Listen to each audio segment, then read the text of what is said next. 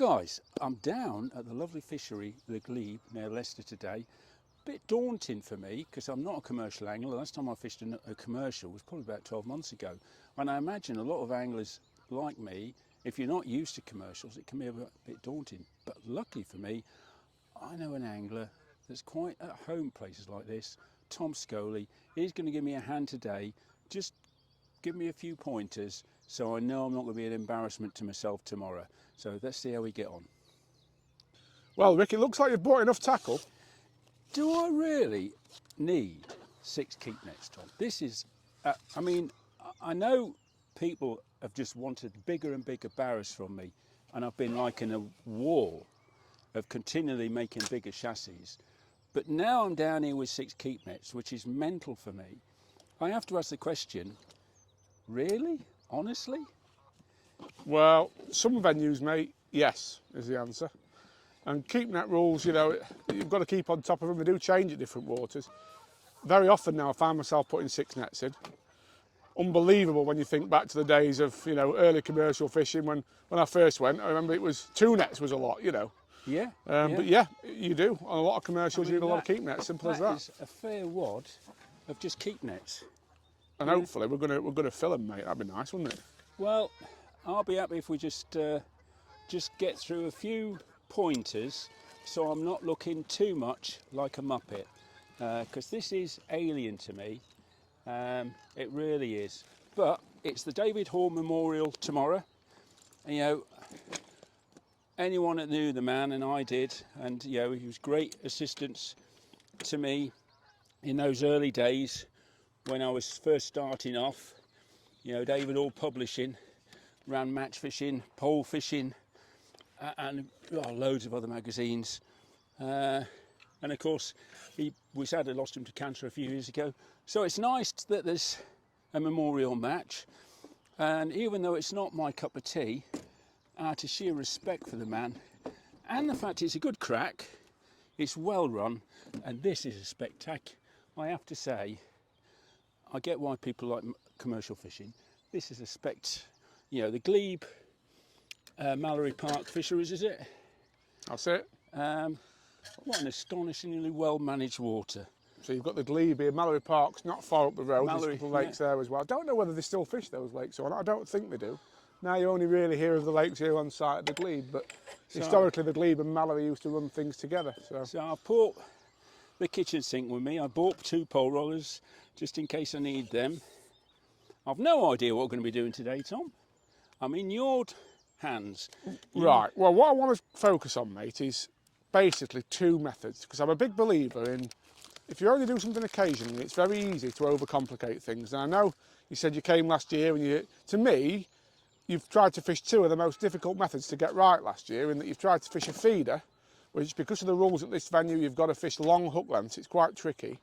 And you've tried to fish paste, which again, I think's one of the most difficult commercial tactics to get right. So I'm hoping what we can do today is really simplify things and give you 2 methods, or well, three sort of techniques, but focused around 2 methods that give you a brilliant chance of a big weight of fish.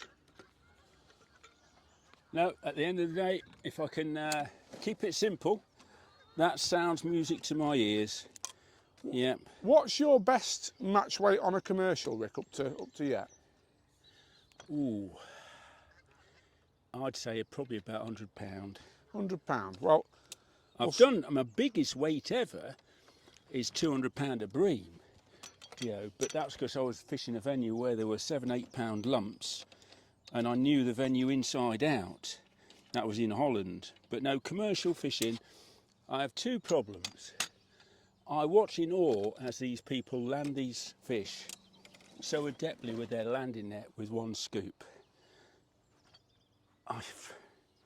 For the life of me, don't know how they do that. So that loses me a lot of time.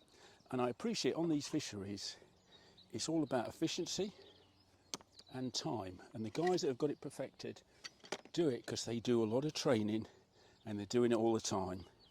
And for someone like me, just to come along and just have a go, you know, it's just like anything else. The more you put into something, the better you get at it. Yep.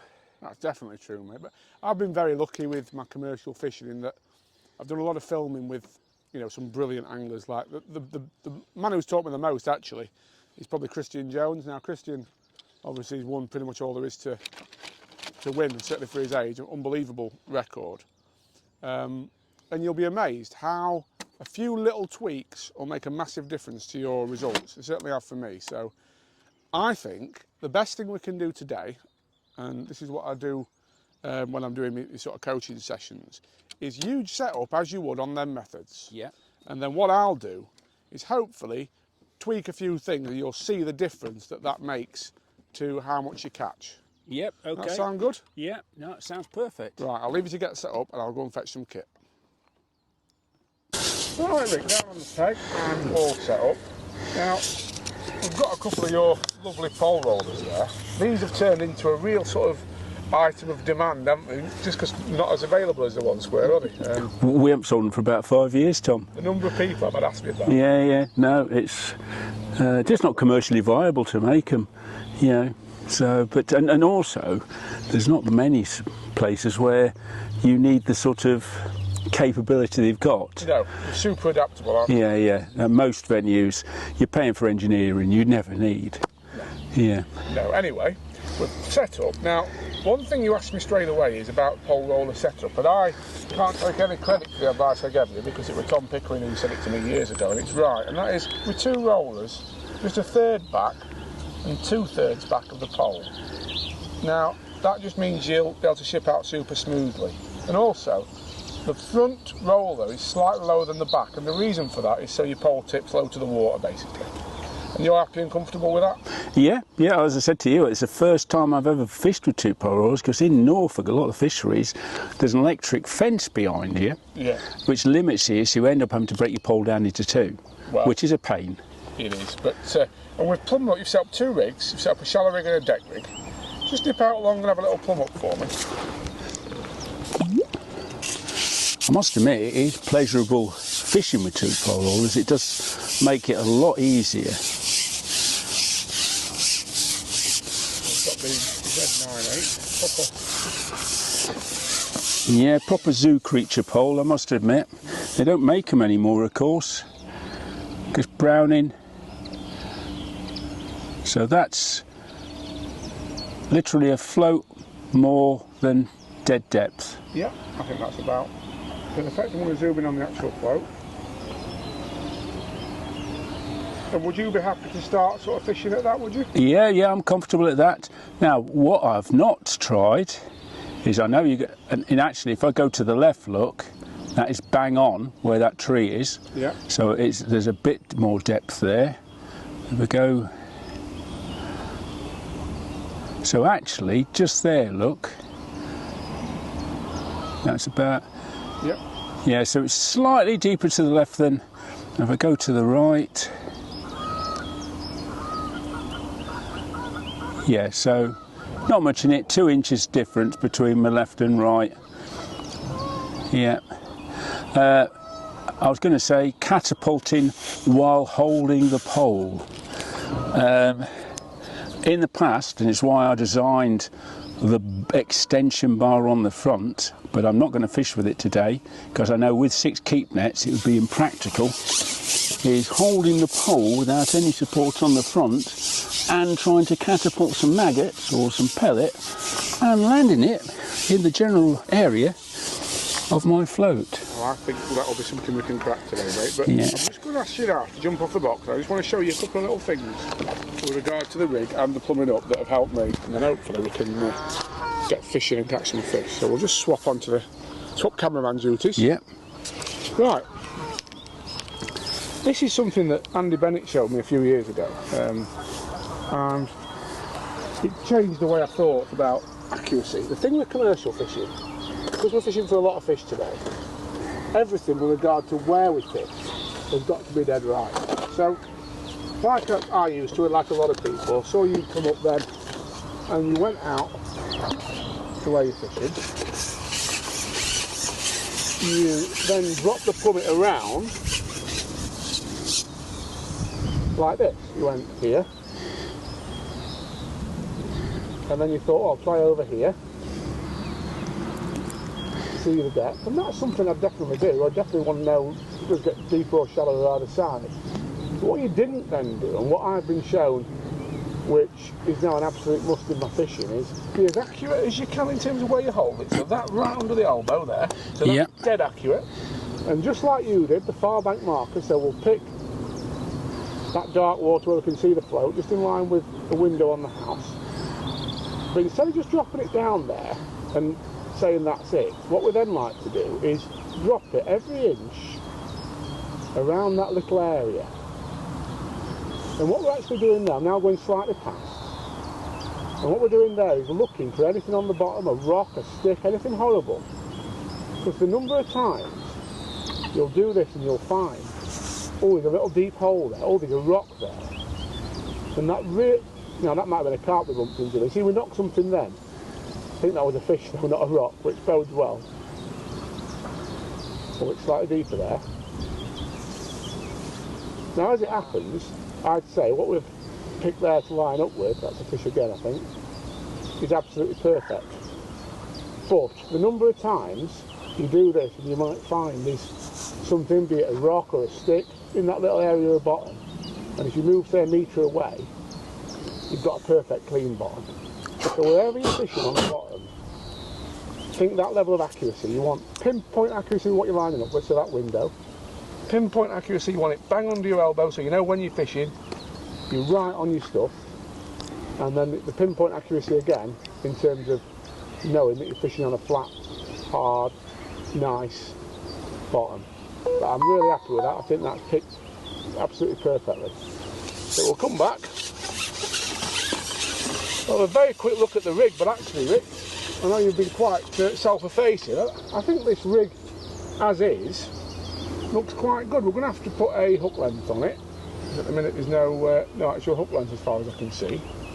We're going to want to fish a banded pellet. And you've just got a bulk on there, so we'll probably turn that into a bulk and one. But other than that, I think we're ready to start fishing. The hook length's on. We're ready to go, mate. So what hook is this, Tom? Because it is a work of art the way it's been tied. Well, I can't take any credit for the way it's tied, mate. I can't tie them very well myself, so I get a mate of mine called Dean. He does hook lengths for me. He's going to do you a box as well. Yeah, they are nice. Now, yeah, and I've just got a little, it's an SLWG size 16 with a little microband on there, Drennan microband. I want us to feed to start with a kinder pot, because we've talked about, obviously, being selective and not blowing out. And a really good way of starting, I think, is just to tap a bit of bait in and see what response we get. So that's how we're going to start today. Yeah, because my approach has always been one of them, one trick pony, the pole goes out and they get whatever I can fit in it. Yeah. Whereas, well, I've given you one of those. Yeah, and I can see the principle. You tip it upside down, rattle a few out, tip it back up, so you can keep feeding while and not having to keep bringing it in every time. Absolutely that. Should we get it on there and get out there and have a go?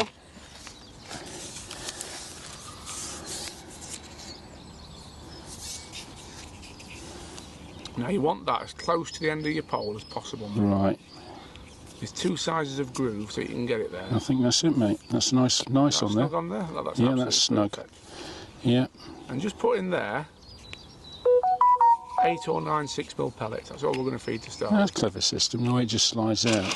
There's some clever people come out with these ideas, you know. Now, don't overfill that pot, mate, because you need to be able to come out. So check that that'll come out the holes.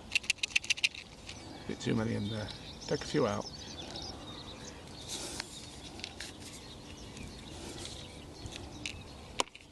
Take quite a lot out, yeah. You only want like 8 in there, ideally. That's it. They're coming out, aren't they now? They come out. Yeah, that's it. Yeah. Perfect. Right, let's get out and try and catch one. All right. Of course, it'll be a bit different on match day. We're the only two on the lake today. See what happens. But I have to say, it's just little things like knowing the type of... Top, mate. Yeah, little things like knowing the type of hook, rig line that is best suited for this style of fishing. And there's so many hooks on the market now, Right, let's line it up with our little window. I'd like you to try a little bit, that's it. That's perfect. So that pole, you've done that, bang on. Your pole's lined up with your elbow. And now we're going to turn that pot over in line with that marker and just tap 6 pellets in.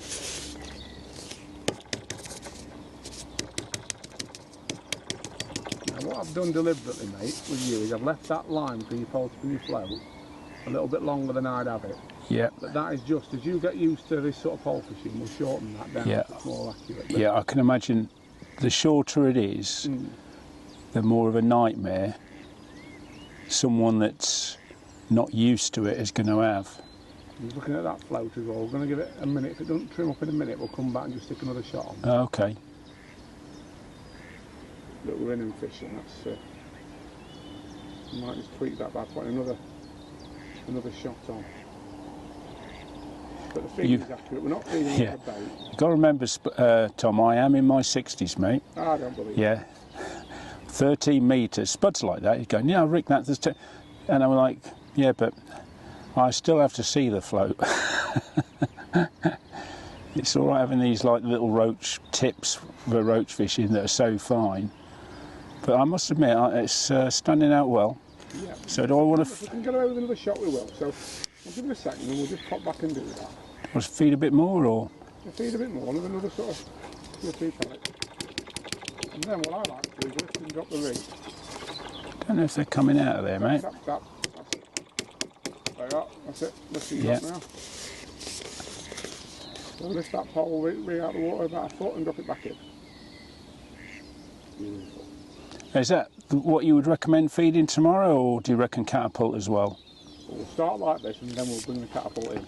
Because that's where I'm going to struggle. Don't worry, we'll get to that. Right, we're just going to sort that float out with another little shot. Yeah. We'll be back.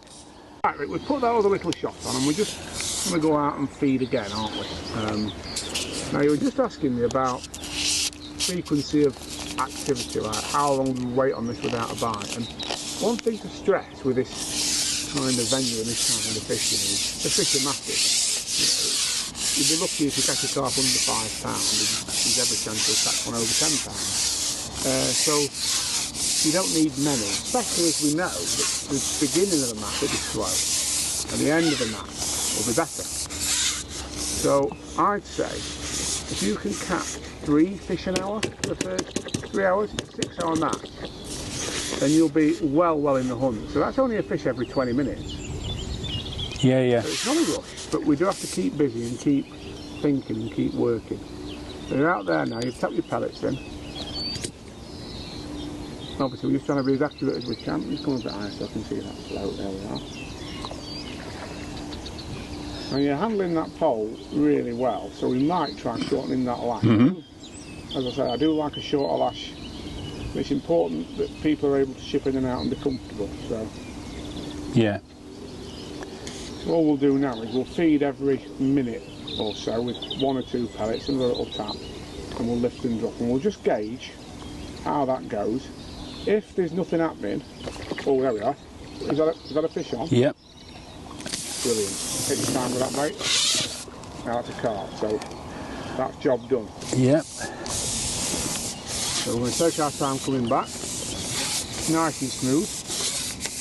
Now one thing to remember with this, where I see a lot of anglers go wrong, is whatever you're shipping back, you're helping your elastic work because your pole's not locking up. Yep. Right, you've done right stopping there because it's kiting away from you, but Yeah, it's a zoo creature. Compared to the commercial I was fishing at the weekend, he's going. you just take your time. It's literally, like I said, we're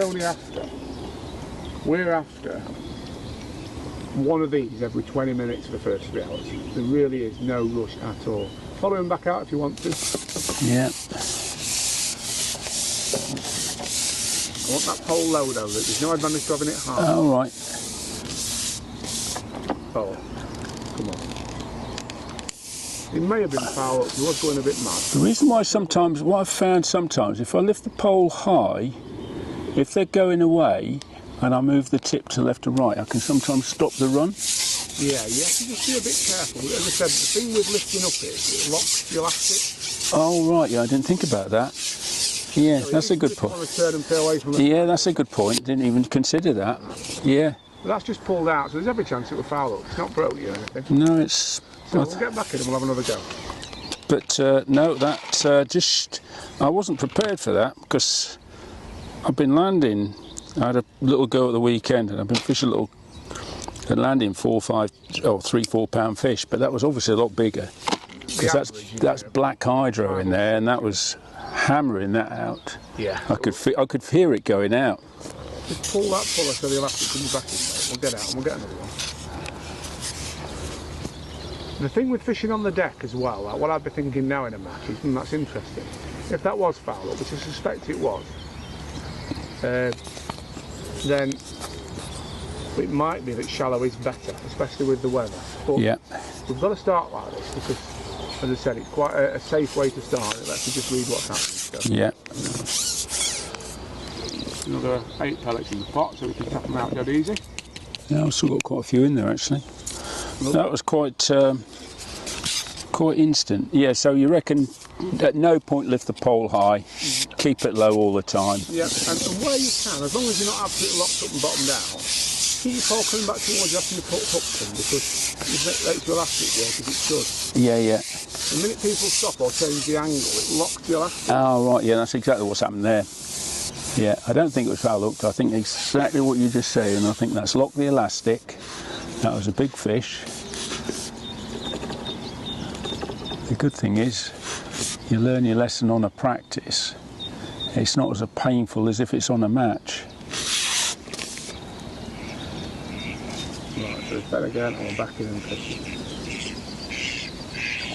So you can see the float.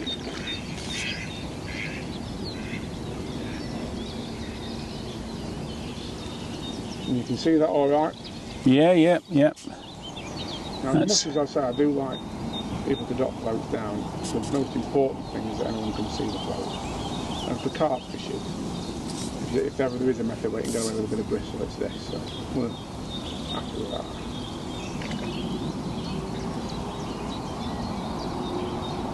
We'll wait no more than about a minute and we'll tap some more in and lift and drop.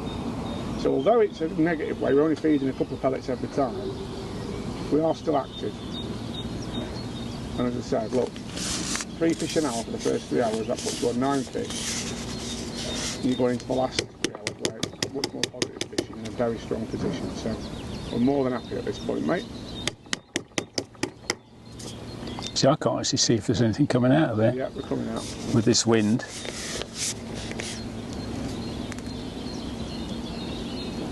Well, Rick, we're in again. And we've just changed because you wanted to practice the loose feeding. So we've actually taken that little pot off now and we are practicing feeding with a catapult. And I must say, you were telling me you were really uncomfortable and didn't think you were any good at it. I'm really impressed with. Well, I think you're being kind there, Tom. I must admit, you've given me a new catapult, which was stronger elastic. And I must admit, I was using a cone one from Drennan, and I think it's a Drennan one, wasn't it? Yeah. Which I use for maggots, and I'm comfortable with that. But I must admit, I wouldn't have thought a stronger elastic. But actually, you've proved it does allow me to get a tighter grouping. I think the biggest thing with the grouping isn't actually the elastic, it's the flat bottom. Yeah. The cone, you'd think the cone would do a better job for you, but for pellet, it's definitely not. It's even more so, believe it or not, for casters. The main reason I started using those was my silkfish fishing. Yeah.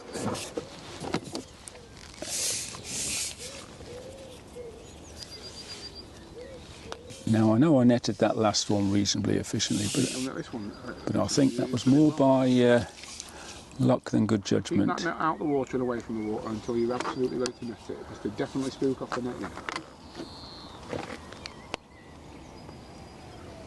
Now in the match, if you could avoid doing what you're doing now... Oh, standing up? Yeah, don't do that. Spooks your margin lines and your edge lines and everything.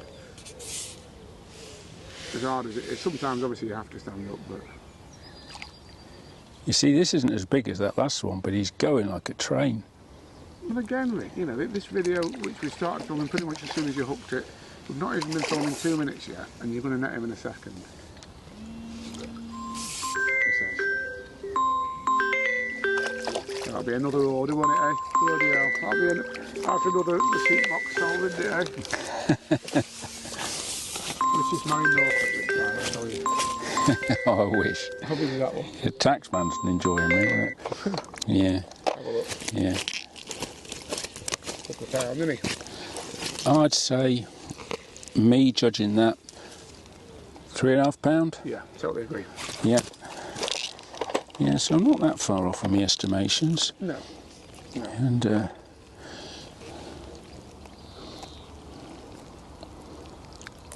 nice balanced tackle, I must admit.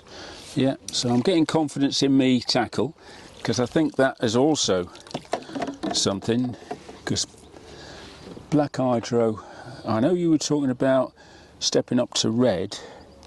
Only for the margins though, mate. I think black is absolutely perfect. Right, because I must admit, I'm feeling comfortable. I mean, I know we had that zoo creature to start with that might have been foul hooked, and that was proving difficult to bring under control with black. But yeah, I think getting the elastic right is definitely key to having an easier day. I can imagine if I'd have been on white hydro, we'd still be there till next year. Oh no, I think you can land fish very fast on white. Probably using too light an elastic. This sort of You fish. can't bring them under control, I suppose. And it wears the elastic quick because you pull a kit in loads. You're literally pulling. Yeah. Right, let's have a look at this pole technique with regard to the loose feeding. So just try and put that pole across both knees again, and just come a bit short as well. Always make sure you go to your end because that's where it thumbed up. Right, so this is my nemesis, and I know a lot of people say fishing commercial it's easy, but I think this is the most difficult thing to do in fishing. Control the pole. This is a heavy carp pole as well. What's wrong with that, Rig? That's a great technique. Yeah, it's truing it consistently though, and then also being ready to hit a bite. The reason I said that pole across both knees though is what I want ideally is while you're doing that you strike with your knee if you need to. Yeah. I must admit that is feeling comfortable. Yeah. And that feeding was brilliant. And I must admit, I wouldn't have believed a tougher elastic. When you gave me this, I thought, I'm going to struggle with that. But actually, I mean, that might have been more luck than good judgment. I was struggling with my cone Drennan, which was much lighter and a smaller cup. And yet I'd have swore, I mean, they've gone all over the place. that's going to happen though. Look, you say yourself, it's not something you do. But with a smaller cup, I'd have swore I'd have done a better job. And that definitely wasn't the case. I was getting nowhere near.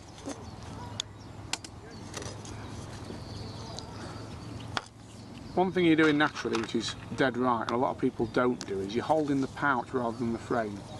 See, too many people trying to do this, and they think it's all about the frame. What I am struggling to do is keep it from rotating. Yeah. No, don't worry too much. Just drop that down. That's it. Oh, there we go. Missed that one. And what I'm definitely not good at is multitasking. So I'm concentrating on the pouch, and then the float goes under. Right. Look at that. Brilliant. Yeah, Absolutely no, I'm perfect. sold. I'm sold on. Perfect. Yeah, I'm sold. And yet you'd have thought that would have been better. I don't think there's anything wrong with that. No, that's what I use for maggots, and that's great. But just flicking two little pellets out. But we've only been fishing, what, 50? That was a little dink Yeah, there, that's a little wasn't it? dink then. So we're fishing dead bottom at the moment. And again, there might be one on there, mate. Oh, that's it. Yeah, there's definitely some interest there. It's getting on the float for you, folks. Obviously, at the moment, we're the only two on the lake. That makes a difference. Oh, absolutely. We would expect to catch a load today. Another carp just moving on the inside. Right. But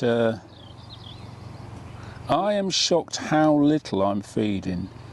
I definitely would have fed far more pellet than one or two. And the reason why my thought process would have been, I'm competing with the anglers left and right, and if I'm only fishing two, how on earth am I going to keep the fish in my swim? Well, as I said, it's a different mentality with this, mate. We're not trying to pull 20 carp in and hold them. What we're trying to do, pull one is in. get 1 or 2 carp that are swimming past, because they don't really want to settle at the moment, to come in, be inquisitive, go down and eat that pellet that we've got on the bottom there. Now we might try in a bit of standout bait, like an 8mm pellet, but for now this is working quite nice. And what I just want you to work on now is loose feeding. Where you at? Yep. Oh, well done. Right. Another zoo creature, he's going. Well, it was a nice bite that, so I can't see it being foul up to look like a good... Yeah, I can feel him taking the elastic out. Right, it's coming back towards you now, ship back. Gently, smoothly, low, pull as low as you can. That's it. Come back, come back, come back. Nice and... Don't rush, but yeah, nice and smooth. Right, it's going away from you. Still keep coming back until it bottoms out. Yeah.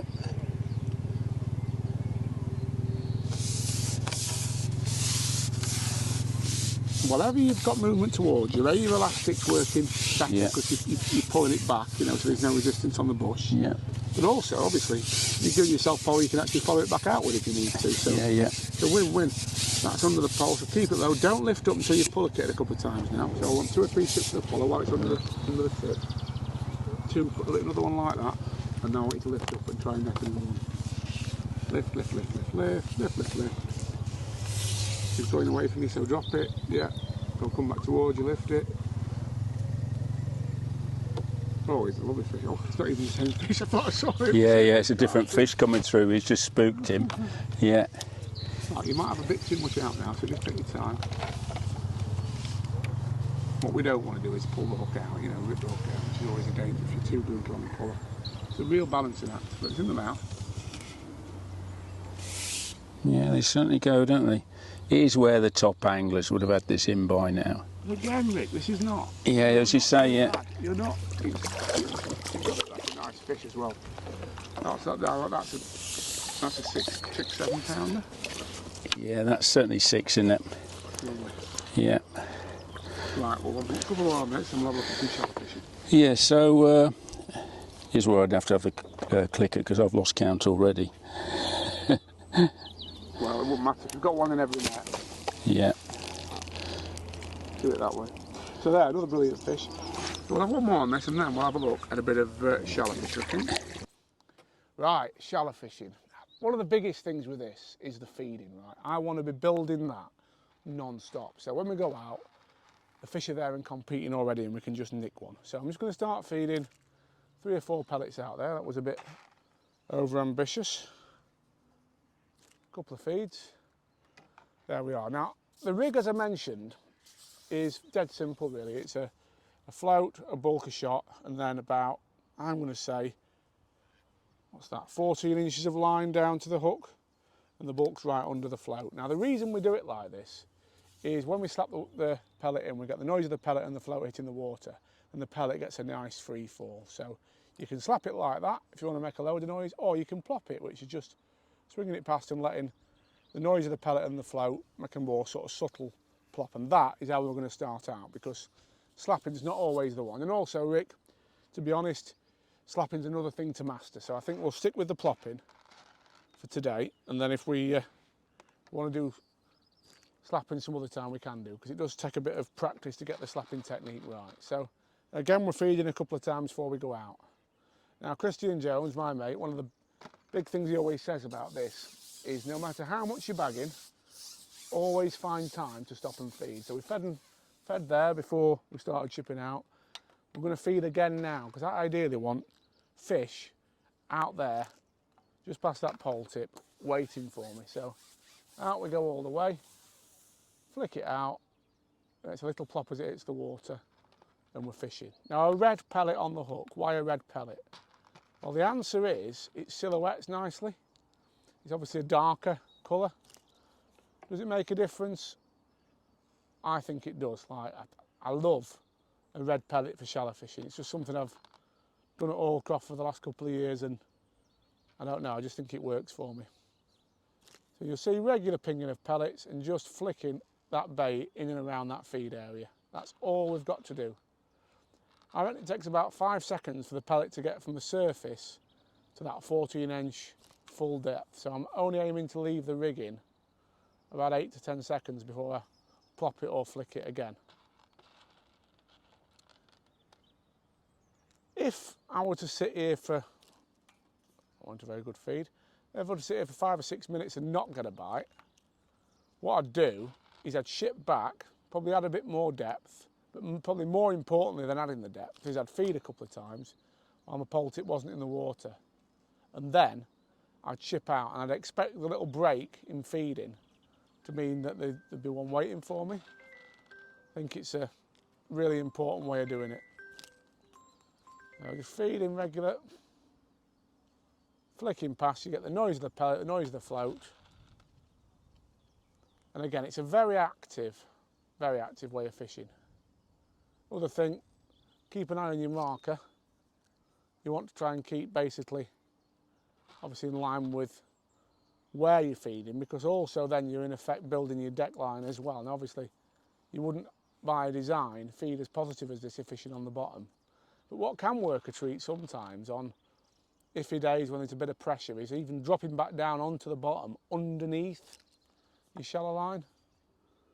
I'm finding my range a bit better with the feeding now, so grouping it as close as I can around the float. Feed, lift, plop. And literally, that's all there is to this technique. We're using noise, the pellet it in the water, the float it in the water. Noise of our loose feed it in the water, and we're trying to emulate the loose feed with the rig. So you get the picture. What I'm going to do, I want to come back and I'm going to let you have a go, because I think you'll absolutely smash this. You're on. Right, Rick. Well, Tom, you made that look easy, and I know it's not. Well, You're talking about skill with a catapult, which is one thing for me, and then doing it while holding the pole, which is another thing. well, I'd say, mate, from what I've seen, you certainly coming on with regard to the feeding. Practice makes perfect. But And your technique's right, so it will. You know, you're not doing anything wrong. I think the biggest one is obviously getting used to handling the pole. Let's get in on that float. Get out. Oh, Oops. yeah, try and keep the pole out of the water. No, It's tricky, mate. Trapped me schoolboy error, catapult trapped under the pole. Right. A nice plop there, that's perfect. That's just what we're looking for. So it's all about Right. noise. Now, They are. Oh, little indication straight away then, mate. right, so can you get the catapult out there That's not bad. while holding the pole? And remember, sort of, as I said, I reckon 5 seconds to 7 seconds to get down. So just vary the length of time, but I certainly wouldn't be waiting any more than Yeah. 8 or 10 seconds before I plop it in again, if you know what I mean.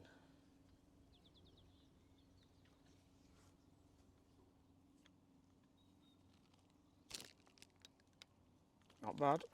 Keep that pole tip out of the water.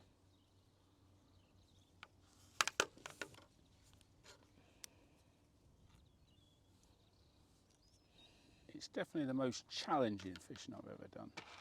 The reason I developed the pole support system, which I'm not using today, is to try and make this sort of fishing easy for me today. Because I know I just don't do it enough. It's interesting, isn't it? Very few anglers fish shallow on a bump bar, but Well, one man we used to was how you building it. I've never fished shallow before. I've kept away from this. I've fished shallow short, but Yeah. fishing shallow long, and this is a powerful pole, so it's a heavy pole for me. And just hanging it there on your elbow and trying to keep the pole steady while you,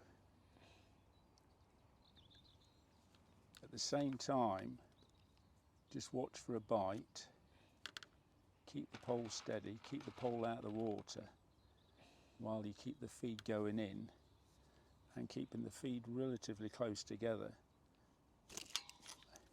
That was a good one, mate, wasn't it? Yeah. And yeah. now the flick your rig into it.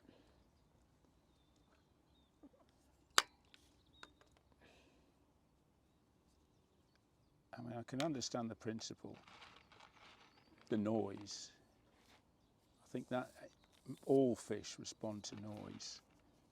You know, Absolutely. we always used to say in the 70s you had to really be quiet going down the bank because fish would know what's going on. It's bizarre, isn't it? I mean, skylining is definitely a big problem with this, and when the fish don't feed, you'll notice them all cruising past pole line. So that's why I say, you know, sometimes if you're sitting a while without a bite, nip back, feed a couple of times, change something if you want to, and nip back out. And just the very act that you've come in and you've not had your pole shadow over the water can mean one or two come in and you can catch one.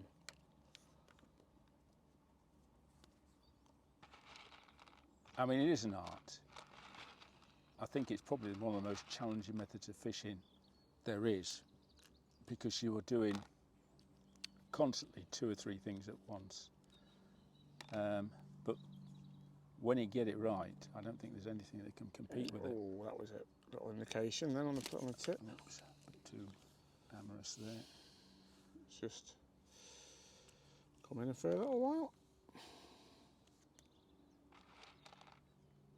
Right, so I'm going to give it another minute max and then maybe just nip back, feed, nip out. Nice feeding that time. Beautiful.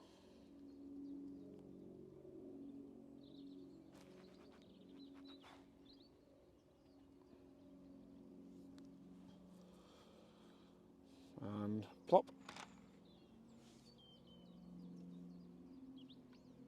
Nice. You'll often find your bites come straight after plopping, you know, as well. Like they grab it. Yeah, and when you watch it in the edge, it's barely under the surface at that point. Watch that pole tip out the water, I mate. can imagine you're building competition.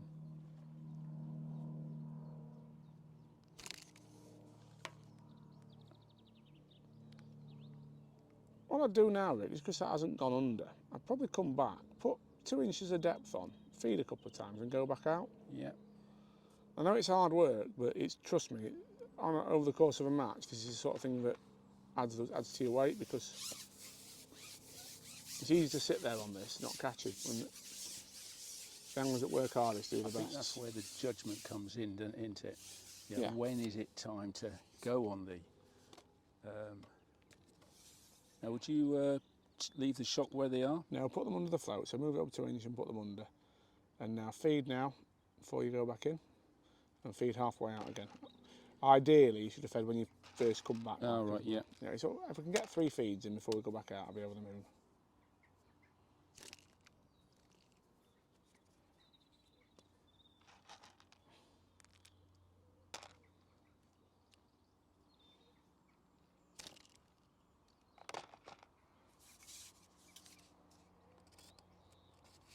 With shallow fishing as well, you definitely find fish coming runs. Like I've had it before, especially at places like Holcroft where they're big crafty fish, where you might sit an hour and not get a bite, and then catch 3 in the space of 10 minutes or 15 minutes. Yeah, yeah.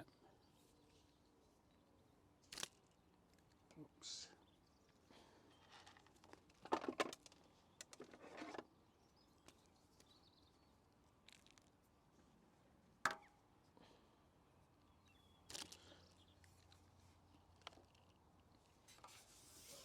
I know it's proof that practice makes perfect, or practice makes competent with this sort of thing. Like David Preston always laughs at me when he sees me fish. He says he can't believe how smooth I am at fishing, considering the fact that I'm completely cack-handed and useless at anything to do with hand-eye coordination. It's just the fact that I've done it a lot over the years, you know? Yeah. And as I said to David, you look at me compared to a real natural angler like Matt Godfrey, and they just make it look ridiculously. Yeah, or Nick Speed. Yeah, Watching exactly. Nick Speed fish shallow is just amazing. Yeah.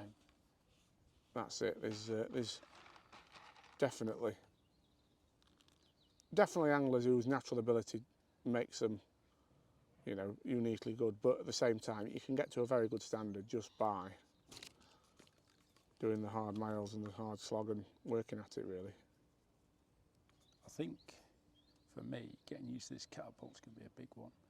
But I'm definitely a You know, having seen the difference between the cone, I'm a changed man, without a doubt. You know, that flat bottom pouch is good. I mean, that's good feeding, mate. Another sort of foot shorter would have been even better. But Yeah. the grouping was good.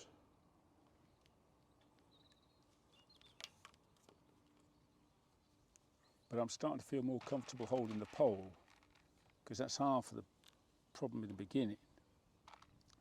Trying to keep the pole steady. Yeah, just overdoing it a bit. We've nailed one. Yeah. It's,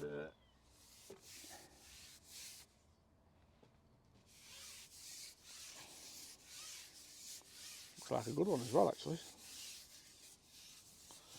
What are your thoughts on this shallow fishing game, mate? it's probably the most difficult way of fishing I've done, without a doubt. I mean, I'm glad. I mean, I'm using a different catapult I've not used before. Yeah. But I can understand the difference between the cone shape and the flat bottom, so I'm sold on it. And I am enjoying the fact that it's, how can I put it? I mean, you just have to just keep being busy. That's exactly it. It's about that noise, it's and about just resting the swim. refining, which obviously is something I've got to do. Getting the accuracy of the feed. Oh yeah, it's going again. Like you say, it's always nice to have a bit of elastic in the... I do like to get some in my hand as soon as I can from the puller for that reason. Because worst case scenario, you could even add sections, you've got time to do it, you know. Yeah, It's a big fish, that big old wallower, isn't it? Yeah, he went off there hard. I'm glad to get a bit of elastic back in. Incidentally, you do tend to find, for some reason at this venue, your bigger fish are always shallow. Shallower margins. Yeah. He's going again. Yeah.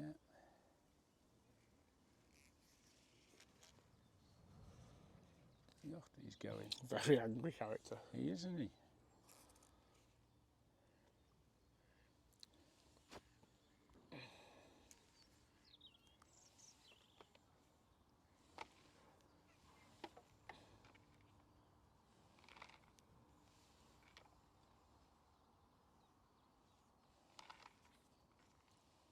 Here we go. He's on his way.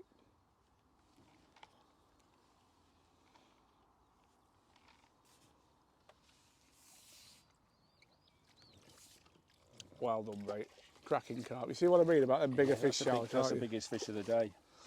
That's 8 or 10 pound. That. Mind that tucked it between your box legs, mate. I don't want you to break it. Yeah.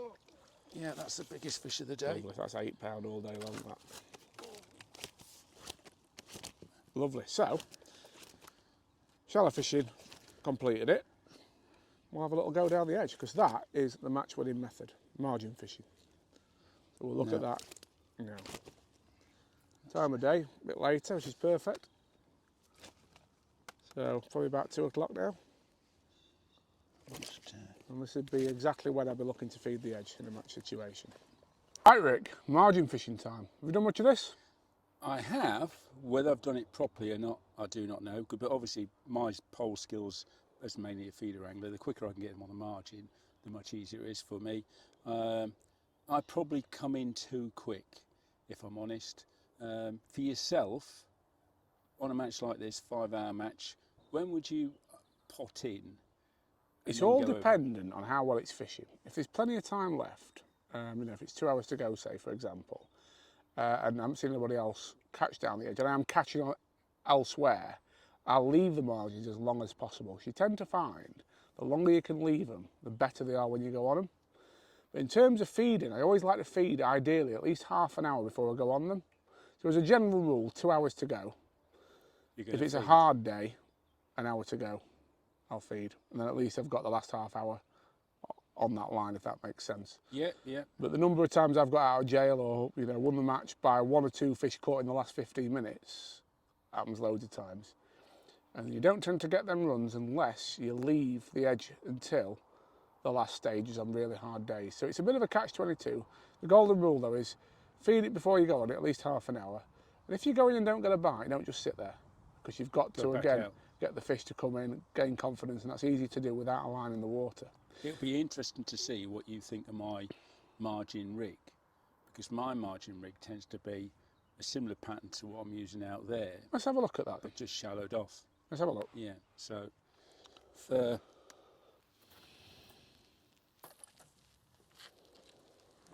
right. So this would be my margin rig, Okay. and you can see I've got a bulk of shot and a dropper, Yeah. and that's like a 0.6 gram float. Right. Let me just show you the float that I'd use and why, and then Yeah. we'll look at plumbing up then, Rick. Because to me that's not at all positive enough. So it'd be interesting to have a look Right. at this. So the biggest difference, Rick, is just the positivity of this rig. You'll see it's a 0.4 float, quite heavy. At the top of the hook length, we've got just a bulk there of 1, 2, 3, 4, 5, 6 number 8s. Is that about 4 inches? It's a 4-inch hook length and a 14 hook, so you can see that is dead Yeah, positive. yeah, All that's we're a doing lot is more. nailing a bait on the bottom Yeah, of yeah. that. So all your weight's literally down the bottom. Absolutely. And what sort of weight of float are you using there? It's 0.4 gram, that one. Right. Okay. Now, on to the actual plumbing up and where we fish. This is $1 million thing with margin fishing. Now, I've deliberately sat on this peg because of that lovely tree. I thought Yeah. almost certain to catch a few down the edge Well, towards there's a bit the... of shade down there on this hot day. Yeah, exactly that. A bit of shade, and yeah, I feel like fish will be happy coming in there. So I'm not going to go too far because I don't think we need to. We can go onto a top at 5. Let me look at the section somewhere. Where's that gone? Number 5 Alright. section. See it. Oh, lovely. Yeah, so we're not going too far. And also, because we'll be potting in dead regular, this will make us a bit faster. So I'm getting down there now, and I'm just literally feeling about in the edge, and I can feel already that's no good. Can you see them roots there? Yep. Yep. So we can't fish there. Let's come back close to ourselves. And again, I'm feeling the edge here, and I'm thinking there's a lot of roots there, but this feels all right here. Look, that's fairly flat and fairly hard out there. Now, if it was the middle of summer, I'd say it's very important to be dead tight in. And if I could garden, I would. So if I could cut reeds and things out, I'd do that. But we're still in April, and I think I'd be happy enough to feed on this bottom here and just hold my pole well on the inside. Because I still think with that clearer water, I would like a bit of depth, so that I know the fish are going to come in and feed confidently. So that doesn't feel too bad. You can see it's fairly flat, fairly hard, fairly level. No horrible roots or snags. We found them straight away on that other line. On this line, that's all good. So I'm going to shallow that float up about 4 inches, about 3 inches maybe, let's see. So that we know we're fishing on the bottom. There. I'd always rather have a couple of inches over depth, as I say, so we know that we're on the deck. There. Look at that, that's beautiful. So that plugs up dead nice, and then when we're fishing, we're going to hold our pole there so that the silhouette of the pole isn't over the water. Okay. So just slightly over depth. Yeah, probably 2.5, 3 inches over depth, I'd say. Yeah. Right, the next thing is the feeding. And as I said, in a match situation, this will be done at least half an hour before we go on it with a pot of ground bait. And then when we do go on it, we'll put another pot in. Today, obviously, we're pleasure fishing. We know the carp are feeding. I'm not too worried. I think they'll come in straight away. So I'm just going to get this pot, fill it up with a ground bait. I'm just going to show you this mix because it's a bit different to what a lot of people would expect probably. It's a very wet, it's over wet really, ground bait. Almost between a paste and a slop.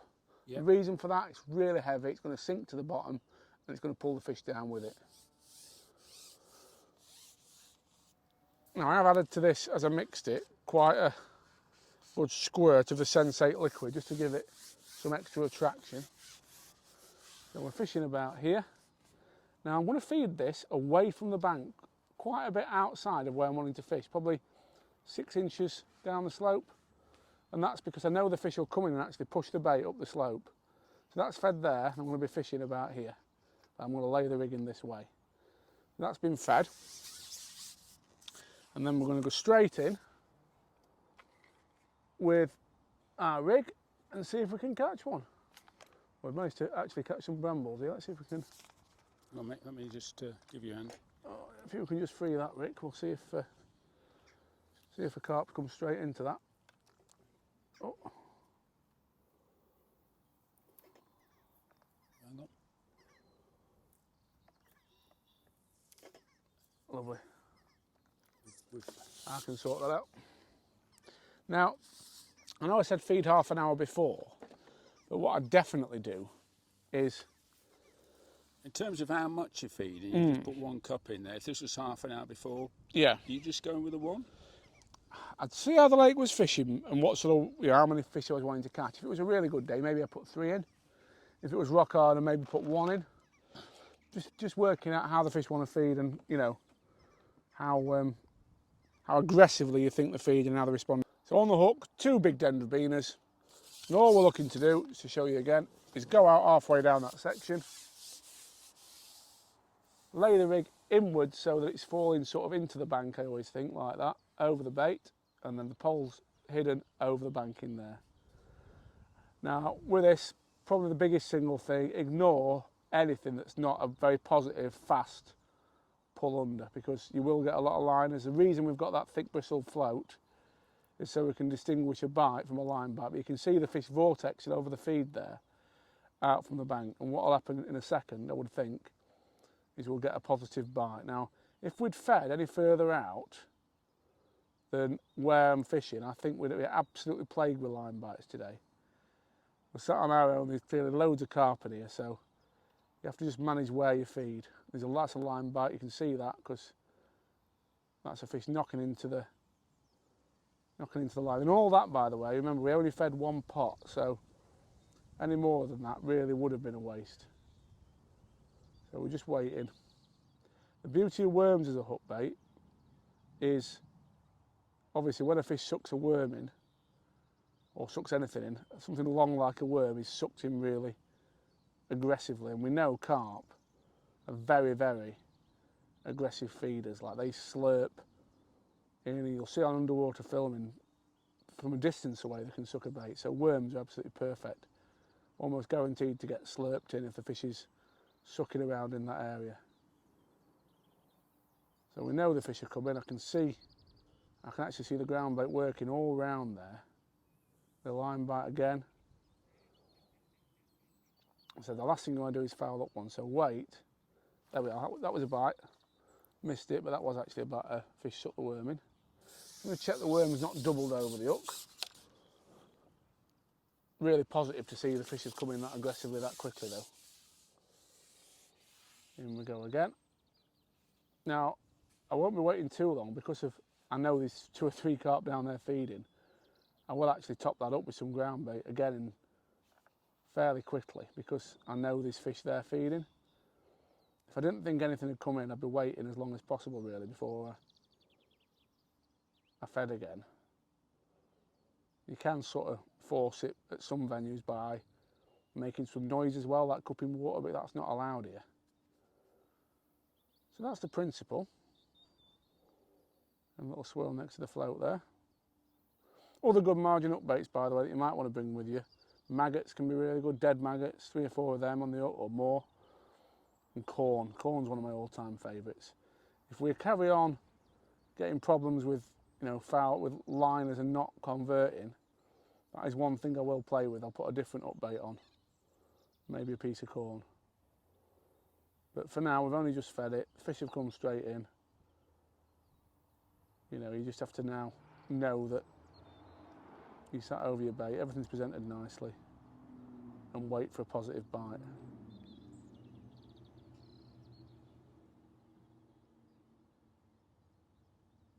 So you know what, Rick, I'm going to be very selfless. Oh, go on, eat it, eat it. I'm going to be very selfless, even though I'm expecting a bite any second. I might let you jump straight on here because I think you're going to have some fun down this edge. I don't want to hog. No, you feel free, mate. I'm sat there learning. Like that little tip feeding, I would have fed too close. Didn't even think about fish pushing the ground bait up, but of course it makes sense. That's exactly what they're going to do. Yeah, they're coming from out the lake and they're facing up the slope. So if you imagine if we had fed into the banking. Yeah, and I've probably done that mistake every time. I've seen Jordan Holloway at times, and he's caught some huge weights of carp down the edge. He'll feed a good 2 feet out from the bank sometimes. Big fish coming across now. Yeah, there's a lot of fish in the area. Now, the way they're feeding though at the moment, the fact that we're getting a lot of boils in makes me think maybe feeding a few more pellets might be better than just ground bait, so we can look at that.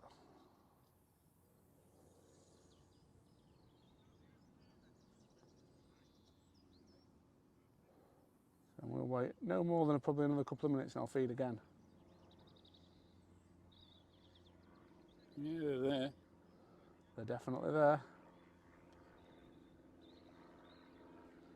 It might be that maggots are a better up bait. I've got some dead maggots and some corn, so we'll get another second and we'll try them because that was a bite. I've got the worms on. I'm liking that ground bait. I definitely think adding a little bit of that sensates makes a difference for this as well. It's just something extra, an extra little attractor in the mix. Ooh, weed on the bottom there. Believe it or not, because we've had that bit of problem there, and because there's a lot of fish feeding, I'm actually going to feed again now. I'm going to feed just to keep the fish exactly where I want them on that mark. So another worm on the hook, so we're dead ready to go straight in. Give it a slap, 2 slaps to kill the worm.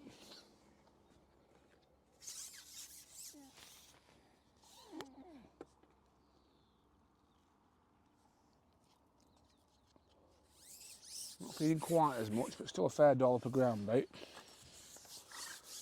Just because I want them where I want them. There.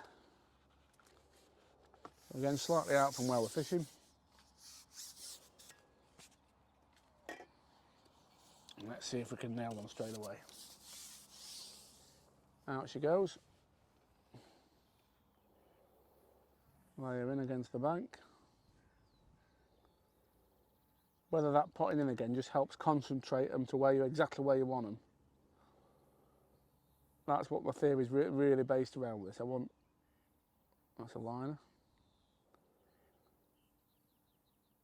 You can imagine if we'd fed into the banking, there'd just be tails everywhere and we're in a bit of a mess right now. Wouldn't you ever feed any chopped worm as well then, Tom? Never, no. Just to get them picking up. No, if we feel this is bringing in too many fish and they're too scatty, I'd feed micro pellets rather than ground bait.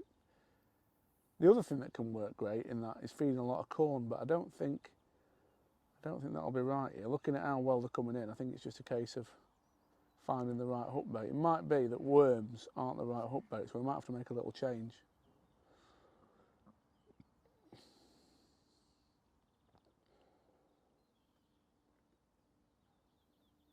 Yeah, I think we need to swirls around it, can't you? Yeah, and they're obviously feeding on the bottom, so I think maybe we will try in a minute corn or maggots on the hook if we don't get a bite in the next few seconds. What you have to be aware of is there you are, that one's in the mouth. What you have to be aware of as well, I think, is not getting drawn into chasing tails. So just, although we could see all those fish there, yeah, they're not always the easiest fish to catch down the edge. But the beauty of it is because of the way we fed. You know, when they've come in, we've actually got them how we want them, and we have caught one in the mouth.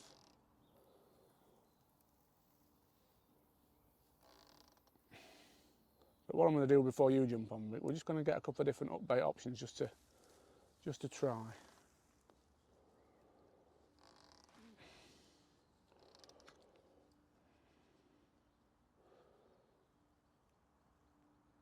Looks a nice size fish, this does. I don't think we've had a fish under £4 today, have we? No, it's been excellent fishing. Between £4 and £9. Excellent fishing.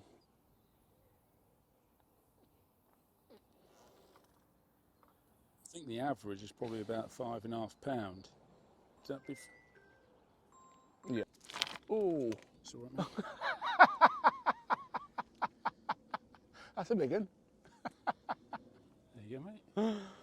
Well, that's neatly unhooked, Tom. Yeah, that's how you did that. Did you get that one? Let's get some different hook baits. Let's feed again. Let's try again down the ledge. But you can see the principle. We're feeding very positively, away from the bank, dragging the bait in. Now, when you have a go, we're going to get some different hook baits and try and just suss out whether they want worms or corn or maggots, because that's probably the most important thing to work out now. It's on the box now, and we've just changed the corn, and I'm going to tell you, he's had 2 carp in double quick time, literally, almost instantly. So that change of hook bait has definitely paid dividends. They definitely seem to want corn more than worms. And they've both been in the mouth, and he's landed them in double quick time, unlike my first effort. So here we go. As directed, feeding again, a little bit away from the bank. Double corn on the hook.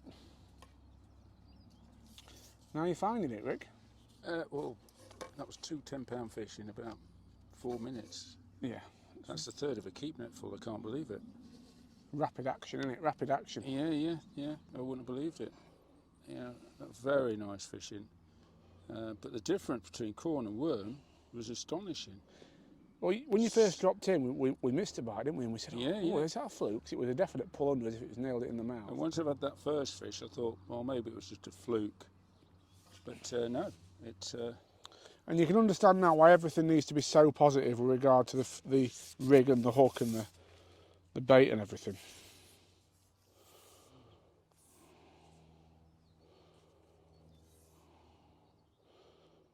So again, we're waiting for that positive fast bite now. Absolutely vital.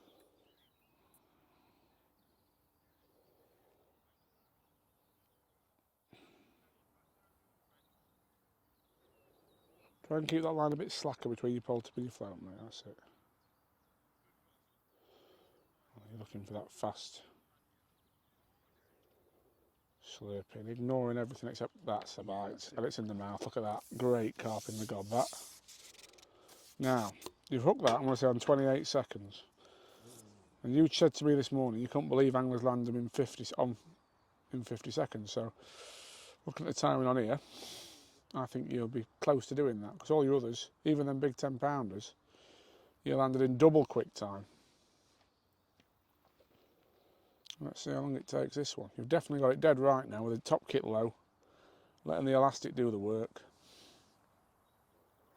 Isn't it amazing the difference the change of hook bait made though, from worms to... I mean, worm, we were waiting ages for a bite. You wouldn't have believed it, would you? No.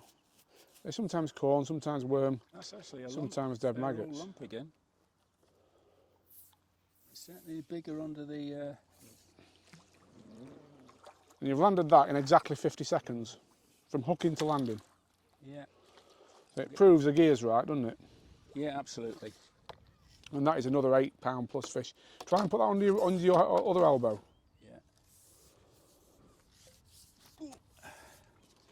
Yeah, it's another lump. They're certainly bigger under the...